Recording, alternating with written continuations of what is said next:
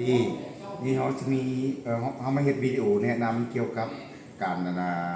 เซตอัพเนาะเซนเซอร์ตัวใหม่เนาะซึ่งว่าเซนเซอร์นี่จะประกอบมีอยู่1 ชุดมันจะมีอันนี้เป็นตัวแม่เนาะตัวอะลามเสียงอันนี้มีตัวอะลามเสียงเนาะแล้วจะมีตัวเซนเซอร์4ตัวเนาะที่เราใส่4ด้านแล้วก็อีกมีรีโมทเนาะอันนี้รีโมทจะมี2 อันเนาะแล้วที่นี่ในการติดตั้งเขาจะมีโกบเนาะโกบกันแดดกันฝนเนาะคือเอาเฮ็ดชุดทมิตเนาะวันนี้เขาจะแนะนำการวิธีเซตอัพในเบื้องต้นที่เขาได้รับเซนเซอร์เนาะ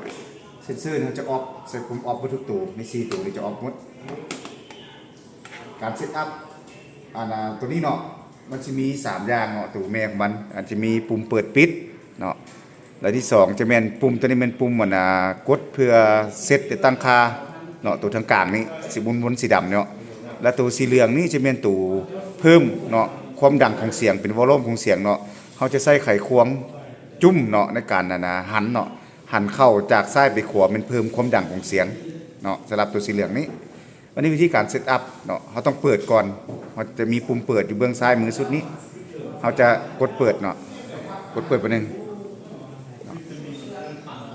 อันนี้เป็นเปิดเนาะเขาจะมีไฟมันจะหนิงบัดดึงเมนเขาเปิดแล้วเนาะถ้ามิดเนาะเขาจะมาล่างคามันก่อนเนาะวิธีการล่างคาเขาจะกดปุ่มสีดำนี่เนาะ9 ครั้งเนาะกด1 2 3 4 5 6 7 8 9บริเซ็ตสำเร็จไฟจะหุงเป็นปิดๆวันนี้เนาะโอเคหลังจากเขากดรีเซ็ตสำเร็จแล้วเนาะเขาจะมาตั้งค่าแล้วเขาจะมาเชื่อมต่อหรือว่ามาซิงโครไนซ์เซนเซอร์กับเครื่องแม่มาเครื่องหับเนาะวิธีการแบบนี้เขากดปุ่มอันนี้บัดนึงเนาะปุ่มดำคือเก่านี้บัดนึงเนาะเขาจะเห็นมันข้างเนาะหลังจากนั้นเขามาเปิดเซนเซอร์แต่ละตัวเพื่อหับเนาะตัวที่1เนาะไฟจะกระพริบเปิดแล้วก็ปิดเนาะปิดไปเลยเนาะไฟจะกระพริบปิดเนาะ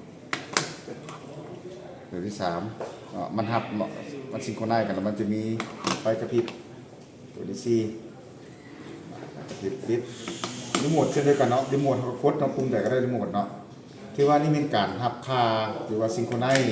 ระหว่างอุปกรณ์เซนเซอร์รีโมทเข้าในเครื่องแม่แล้วเนาะหลังจากนั้นเขาทำการปิดเนาะปิดกดปิดอยู่นี่ปิดเนาะปิดแล้วเปิดไมค์แล้วเขามาแทสเซนเซอร์แบบนี้เนาะ